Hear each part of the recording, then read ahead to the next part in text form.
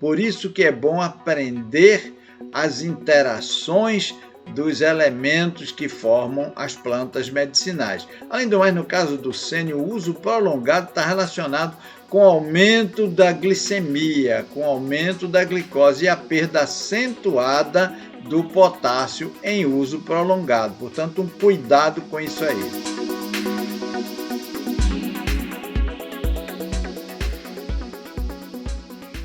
Quem é que na vida nunca recorreu a uma planta natural?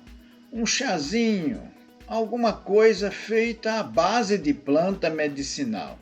Eu aposto que você já recorreu a isso. E por isso que nós vamos conversar sobre as plantas medicinais. O ideário do povo é que elas só fazem bem, são maravilhosas e são de fato. Plantas medicinais servem para muitas coisas. E eu lhe convido agora a conhecer um outro lado das plantas medicinais. E você vai ficar muito feliz em saber de tudo isso que eu vou lhe ensinar agora. Vem comigo!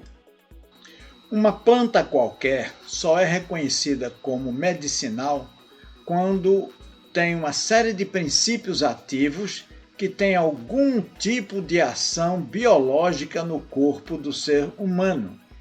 Daí, ela pode produzir diversos efeitos, como ações anti-inflamatórias, antifebris, pode diminuir diarreias, pode estimular intestinos com constipação, enfim, uma série de atividades que são atribuídas aos seus componentes químicos, uma vez que cada planta tem uma série de compostos químicos e eles são chamados fatores farmacêuticos daquela planta medicinal. Esses fatores são chamados a partir de agora de fitofármacos. No momento de hoje, nós vamos conversar sobre interações provocadas pelos fitoterápicos mais recomendados, alguns deles, porque são muitos. E comecemos com os agentes antidiarreicos e laxantes. São os agentes produtores de massa, como HH, psyllium e alguns tipos de alimentos e preparações constipantes.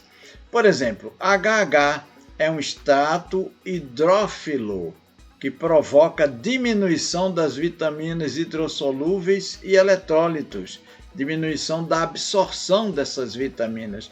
É muito bom para uma série de coisas, mas observe, tem também seus efeitos colaterais. E o psyllium, famoso plantago psyllium, que é tão bom, tão proteico, não é tão nutritivo, pode provocar flatulências, que são os gases acumulados, alterações eletrolíticas, diminuição da absorção de riboflavina, uma importante vitamina do complexo B, e também pode prejudicar a absorção de cálcio e ferro no uso prolongado, além de elevar a glicemia. Como você está vendo, fitoterápicos também têm efeitos colaterais e é muito bom para que você não se prejudique e não prejudique outras pessoas para quem você vai indicar, que você conheça muito bem o perfil farmacológico em termos dos ingredientes, das substâncias, taninos, alcaloides, etc. e tal, que vão atuar no corpo e os seus efeitos colaterais.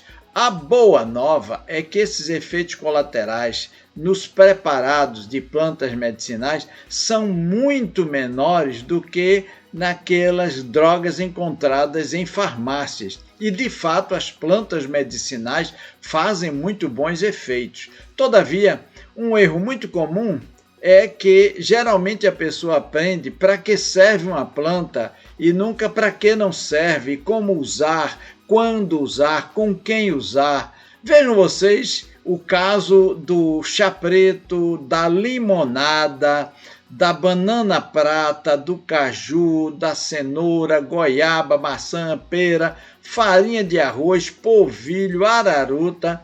Todos esses provocam reação fecal de distensão intestinal, né? Retenção fecal, portanto constipantes eles são, provocam distensão intestinal e vão contribuir para a má absorção de vários tipos de alimentos, destacando-se vitaminas e sais minerais. Portanto, é preciso aprender a usá-los. Não se pode usá-los em conjunto, porque você potencializa o efeito constipante destes ingredientes.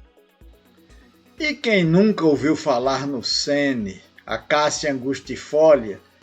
Por que o sene faz um efeito tão maravilhoso quando se está constipado? Se toma sene, vários preparados de sene com nomes diversos, até industriais, tem no mercado, porque o sene constitui a hemodina.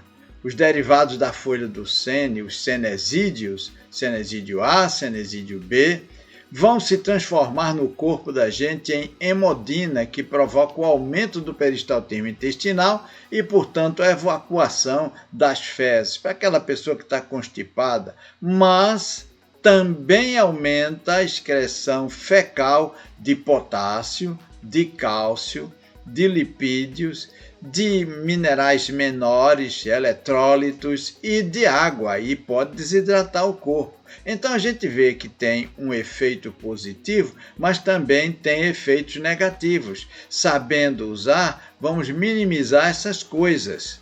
Por isso que é bom aprender as interações dos elementos que formam as plantas medicinais. Além do mais, no caso do sene, o uso prolongado está relacionado com o aumento da glicemia, com o aumento da glicose e a perda acentuada do potássio em uso prolongado. Portanto, um cuidado com isso aí.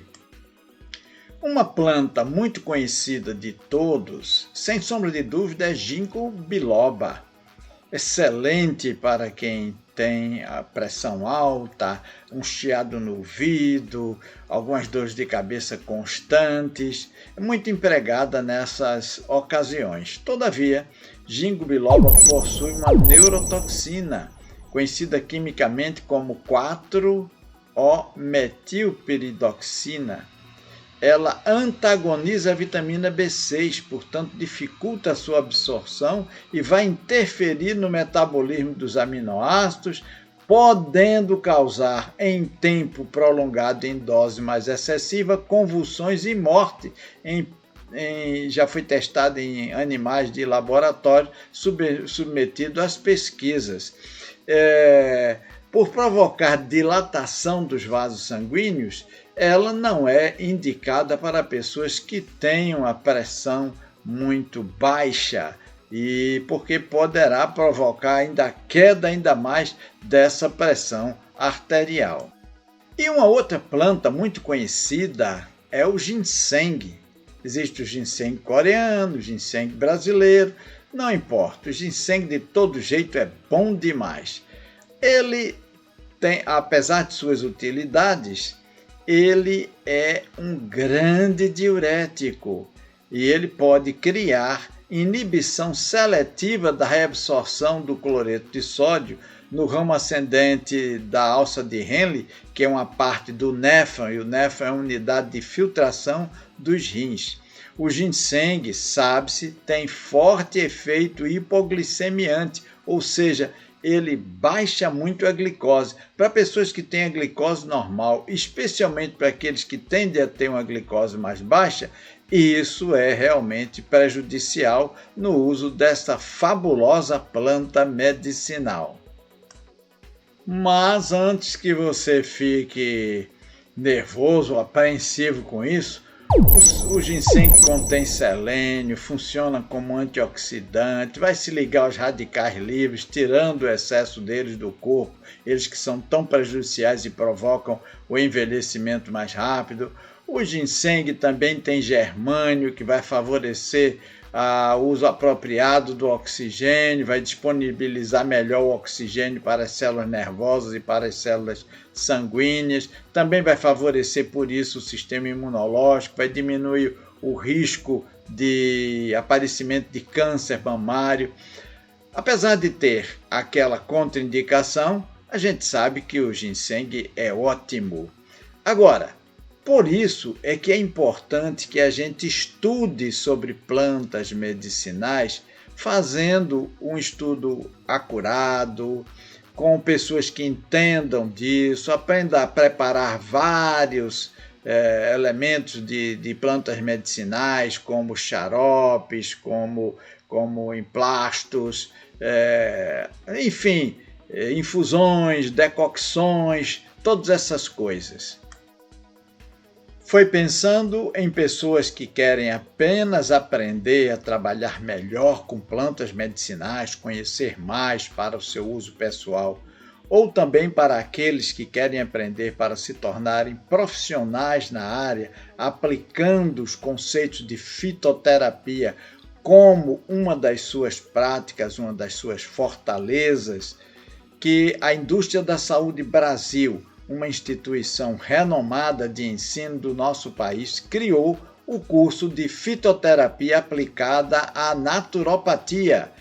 Para saber maiores informações, aqui está o telefone de contato.